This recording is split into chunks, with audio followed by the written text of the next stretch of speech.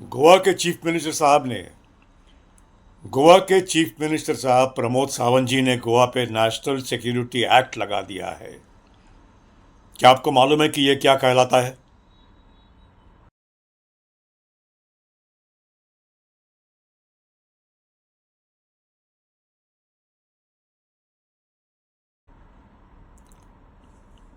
Welcome back. National security act एक ऐसा कानून है जहां पर पुलिस किसी को भी बिना किसी अरेस्ट वारंट के, बिना किसी सबूत के उठा सकती है in the interest of national security और the safety and security of Goa and the citizens of Goa. ये एक्ट कुछ ऐसे स्टेट्स पे लगता है जहां पर बहुत ज़्यादा गंभीर परिस्थिति हो जाती है, जैसे कि कश्मीर, मणिपुर, ऐसे स्टेट्स में। और मैं यहाँ पर प्रमोद सावंत जी को अप्रिशिएट करता हूँ कि उन्होंने बहुत सही टाइम पर ये नेशनल सिक्योरिटी एक्ट लगा दिया है। नेशनल सिक्योरिटी एक्ट कोई छोटा मोटा नॉर्मल कानून नहीं है। इसके लिए एक स्टेट के चीफ मिनिस्टर को दिल्ली के होम मिनिस्टर से परमिशन लेनी पड़ती है, या फिर दिल्ली के होम मिनिस्टर गोवा के चीफ मिनिस्टर को कहते हैं कि यहाँ पर बेटर है कि आप नेशनल सिक्योरिटी एक्ट लगा दीजिए, इसके पहले कि मैटर और ज़्यादा बढ़ जाए। मुझे गोवा से वापस आकर के 1 साल अभी हुआ है।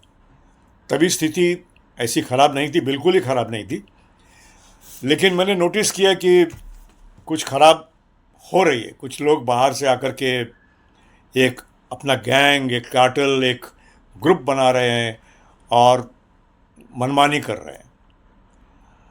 और उनको कुछ, जाहिर सी बात है कि लोकल कुछ लोगों का सपोर्ट होता ही है, और हो सकता है कि उनमें से कुछ लोगों का कुछ छोटे मोटे लेवल पे पॉलिटिकल कनेक्शन भी होगा। हो सकता है, मैं ये नहीं कहता हूँ कि है ही, होगा।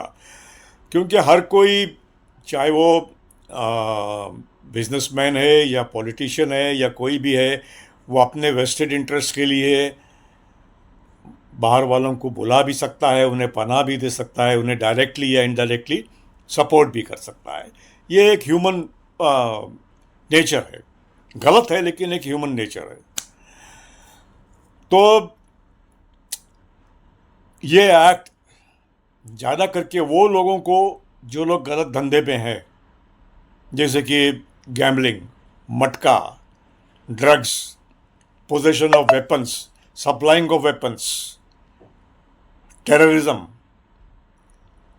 मसाज पार्लर या ये स्पा, जिसके नाम पे कभी कभी कुछ लोग मसाज पार्लर वाले प्रोस्टिट्यूशन का रैकेट चलाते हैं।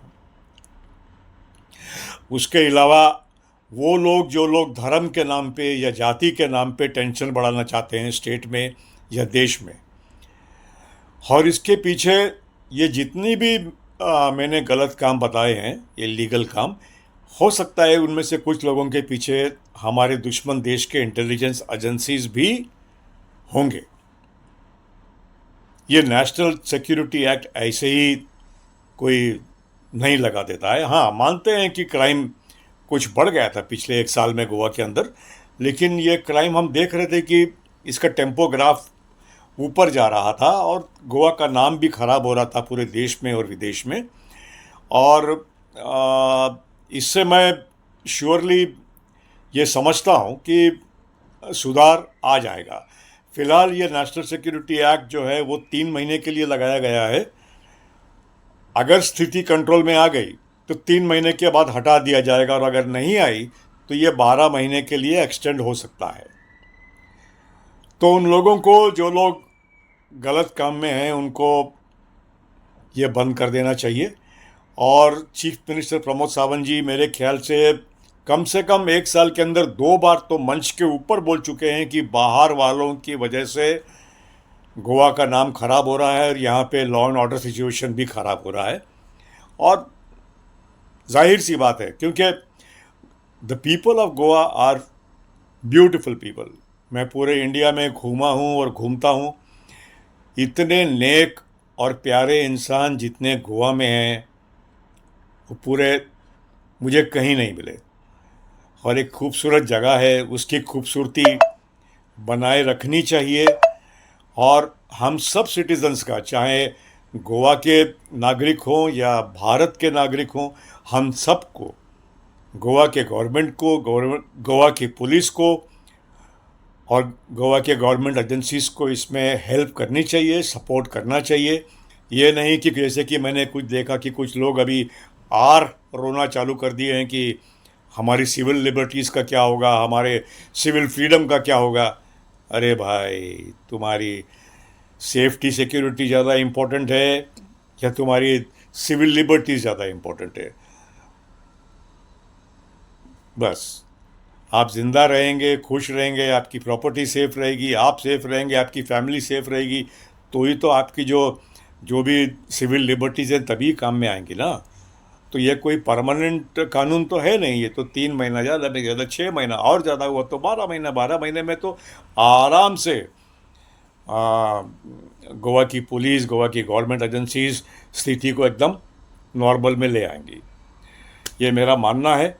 और इसके साथ मैं आपको जय हिंद करता हूँ।